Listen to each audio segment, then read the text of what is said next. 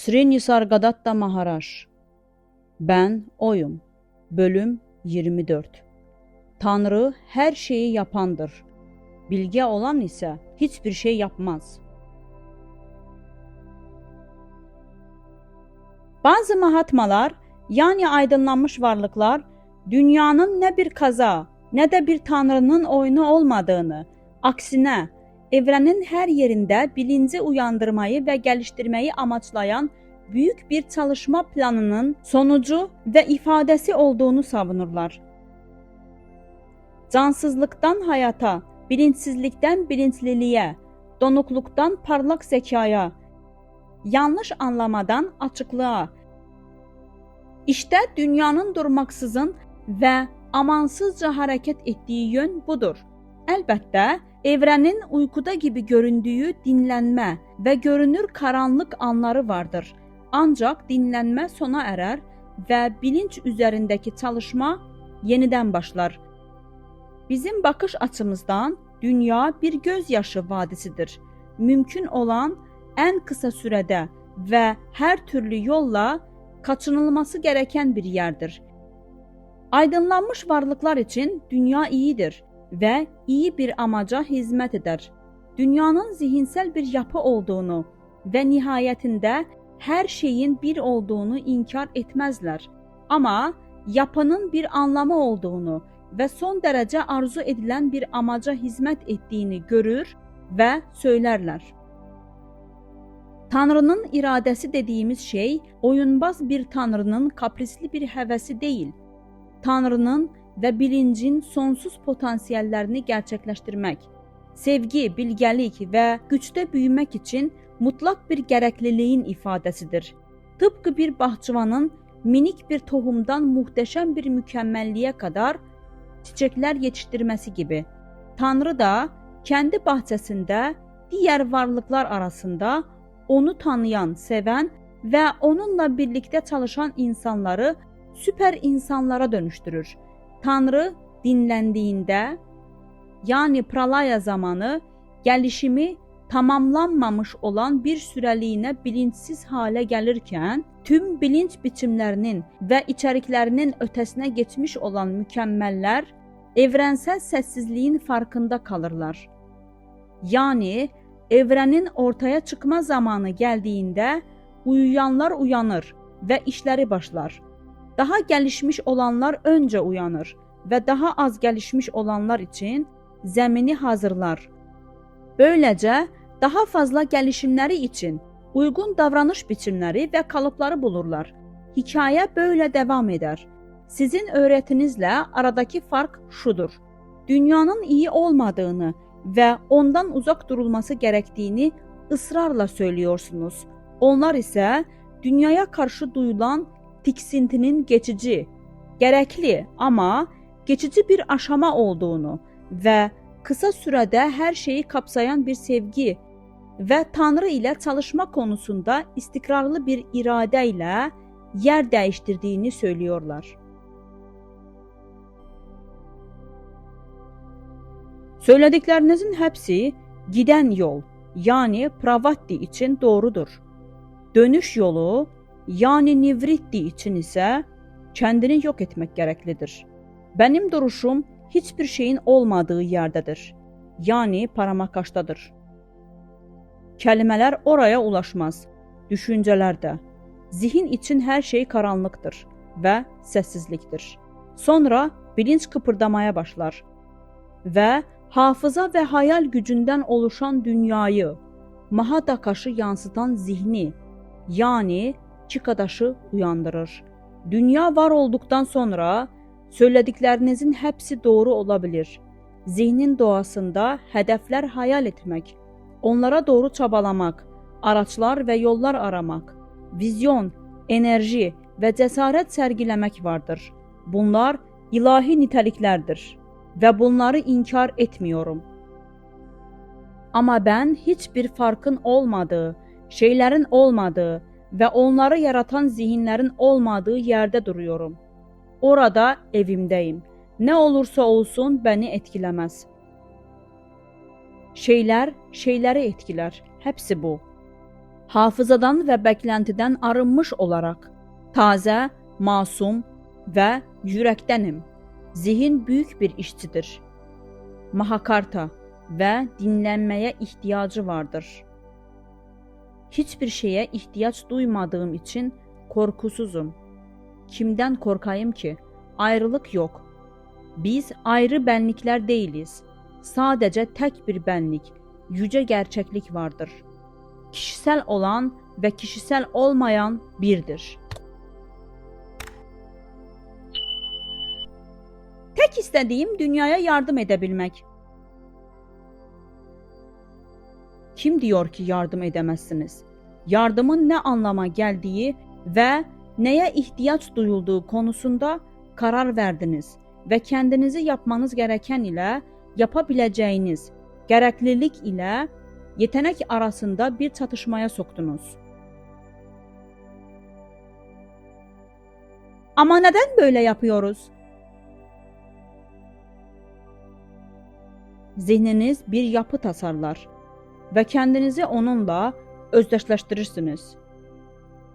Arzunuzun doğasında zihni yerine getirmesi için bir dünya yaratmaya yönlendirmek vardır.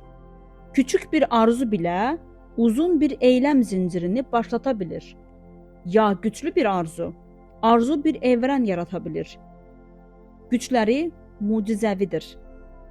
Tıpkı küçük bir kibrit çöpünün büyük bir ormanı ateşe verebileceği gibi bir arzu da tezahürün ateşini yakar. Yaratılışın asıl amacı arzunun yerine getirilmesidir. Arzu asil veya asil olmayabilir. Alan yani akaş tarafsızdır. İnsan onu isteğiyle doldurabilir. Ne arzuladığınıza çok dikkat etmelisiniz ve yardım etmek istediğiniz insanlara gelince onlar kendi dünyalarında arzuları uğruna varlar. Onlara yardım etmenin tek yolu arzuları aracılığıyladır. Onlara ancak doğru arzulara sahip olmayı öğretebilirsiniz ki bu arzuların üstesinden gelebilsinler. Ve acı ve zevk yuvaları olan arzular dünyalarını yaratma ve yeniden yaratma dürtüsünden kurtulabilsinler. Gösterinin sona erdiği bir gün olmalı. Bir insan ölmeli. Bir evren sona ermelidir. Tıpkı uyuyan bir adamın her şeyi unutup başka bir güne uyanması veya ölüp başka bir hayata geçmesi gibi arzu ve korku dünyaları da çözülüp yok olur. Ancak evrensel tanık, yüce benlik asla uyumaz ve asla ölmez. Büyük kalp sonsuza dek atar ve her atışta yeni bir evren olur. Bilinçli mi? O, zihninizin tasavvur edebileceği her şeyin ötesindedir. Varoluşun ve yokluğun ötesindedir. Her şeye evet ve hayırdır. Ötesinde ve içinde. Yaratan ve yok eden. Hayal edilemeyecek kadar gerçektir. Tanrı ve Mahatma bir mi, yoksa iki mi? Birdirler. Bir fark olmalı. Tanrı her şeyi yapandır. Bilgin ise yapmayandır. Tanrı'nın kendisi her şeyi ben yapıyorum demez. Ona göre şeyler kendi doğaları gereği olur. Bilgin için her şey Tanrı tarafından yapılır. Tanrı ile doğa arasında hiçbir fark görmez ve hem Tanrı hem de bilgin kendilerini hareket edenin sabit merkezi, geçici olanın ebedi tanığı olarak bilirler. Merkez bir boşluk noktası, tanık ise saf bir farkındalık noktasıdır. Kendilerini hiçbir şey olarak bilirler. Bu nedenle hiçbir şey onlara karşı koyamaz. Bu kişisel deneyimimizde nasıl görünüyor ve nasıl hissettiriyor? Ben Hiçbir şey olmayarak her şeyim. Her şey benim. Her şey benimdir. Tıpkı bedenimin sadece hareket düşüncesiyle hareket ettiği gibi, olaylar da onları düşündüğümde gerçekleşir. Dikkat edin, hiçbir şey yapmıyorum. Sadece onların gerçekleştiğini görüyorum. Olaylar istediğiniz gibi mi gerçekleşiyor? Yoksa oldukları gibi gerçekleşmesini mi istiyorsunuz? Her ikisi de.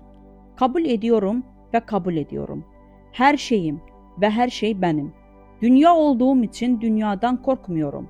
Her şey olduğum için neden korkayım ki? Su sudan, ateş ateşten korkmaz. Ayrıca ben de korkmuyorum. Çünkü korku yaşayabilecek veya tehlikede olabilecek bir şey değilim. Ne bir şeklim ne de bir ismim var. Korkuyu doğuran şey bir isme veya şekle bağlılıktır. Ben bağlı değilim.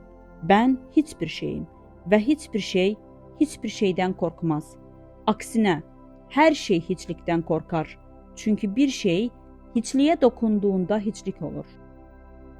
Bu, içine düşen her şeyin kaybolduğu dipsiz bir kuyu gibidir.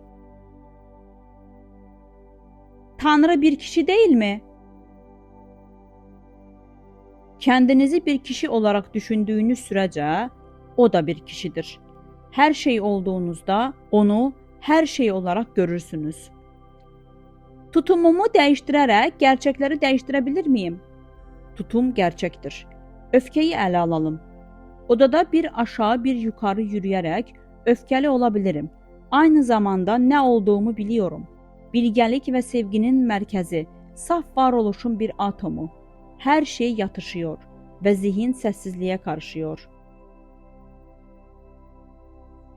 Yine de bazen öfkeli oluyorsunuz. Kime ve neden öfkeliyim? Öfke, kendimi hatırlamamla geldi ve kayboldu. Her şey gunaların, kozmik maddenin niteliklerinin bir oyunudur.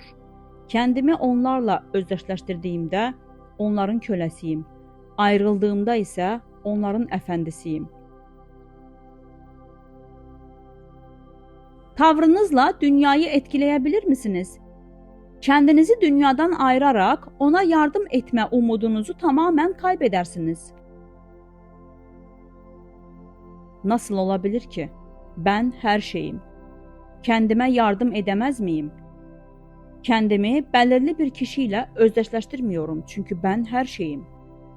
Hem özel hem de evrensel. O halde bana, özel kişiye yardım edebilir misiniz? Ama size her zaman içimden yardım ediyorum. Benim benliğim ve sizin benliğiniz birdir. Ben bunu biliyorum ama siz bilmiyorsunuz. İşte tüm fark bu ve bu sonsuza dek süremez. Peki, tüm dünyaya nasıl yardım ediyorsunuz? Gandhi öldü. Ancak zihni yeryüzüne nüfuz ediyor. Bir Cinyani'nin düşüncesi insanlığa nüfuz ediyor ve durmaksızın iyilik için çalışıyor. Anonim olarak içten gelmek daha güçlü ve daha etkileyici. Dünyanın gelişmesi işte böyle olur. İçsel olanın dışsal olanı desteklemesi ve kutsaması. Bir bilgin ölünce, tıpkı bir nehrin denize karışınca yok olması gibi, o da artık yoktur.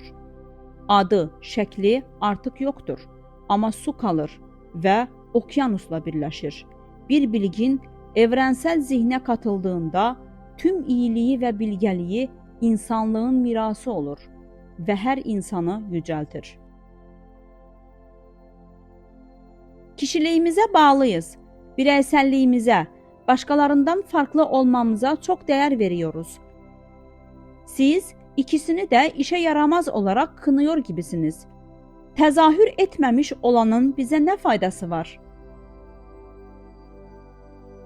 Tezahür etmemiş, tezahür etmiş, bireysellik, kişilik. Yani Nirguna, Saguna, Vyakta ve Vyakti. Bunların hepsi Sadəcə kəlmələr, baxış açıları zihinsel tutumlardır. Bunlarda gerçeklik yoktur. Gerçek səssizlikdə deneyimlenir. Kişiliğe tutunuyorsunuz ama sadece sıkıntıdayken bir kişi olduğunuzun bilincindesiniz. Sıkıntıda olmadığınızda kendinizi düşünmüyorsunuz.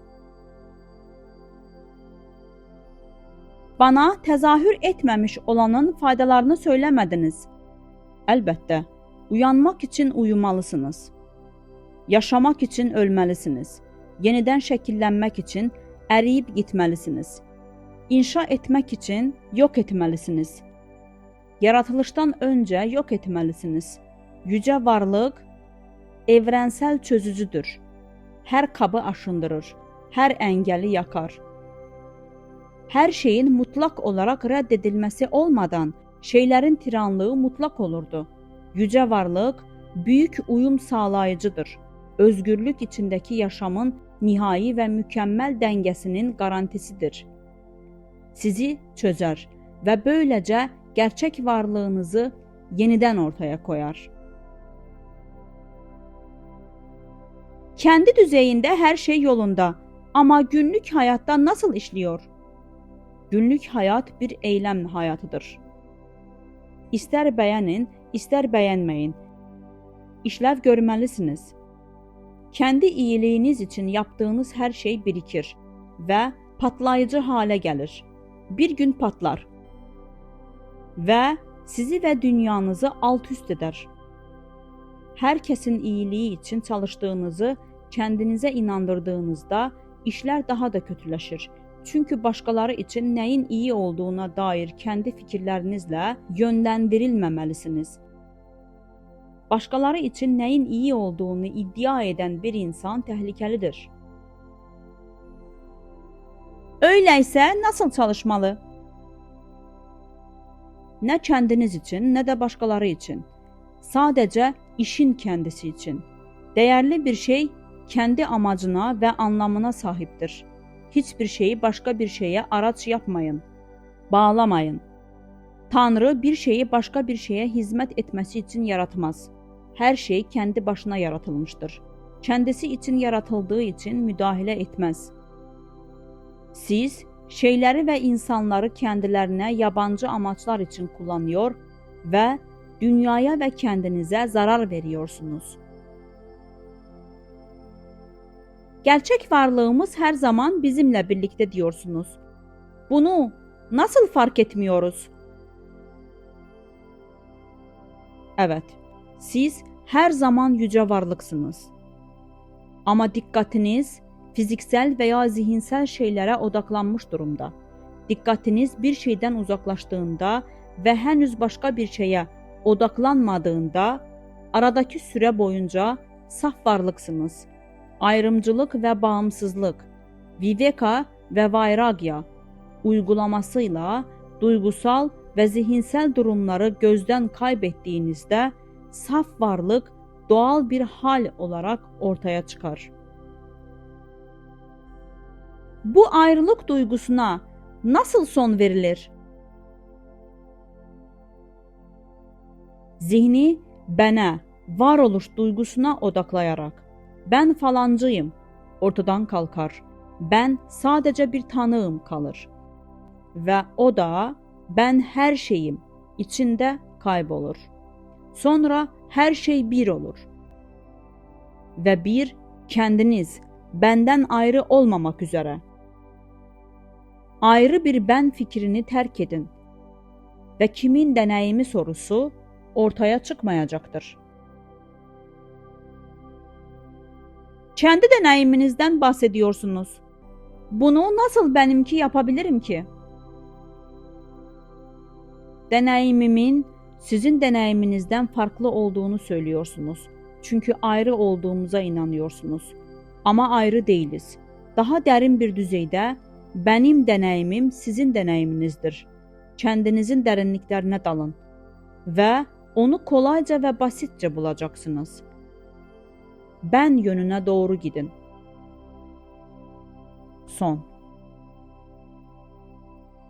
Değerli izleyicilerimiz, eğer bilgi faydalı olduysa bəyənməyiniz və paylaşmanız bizi sevindirir.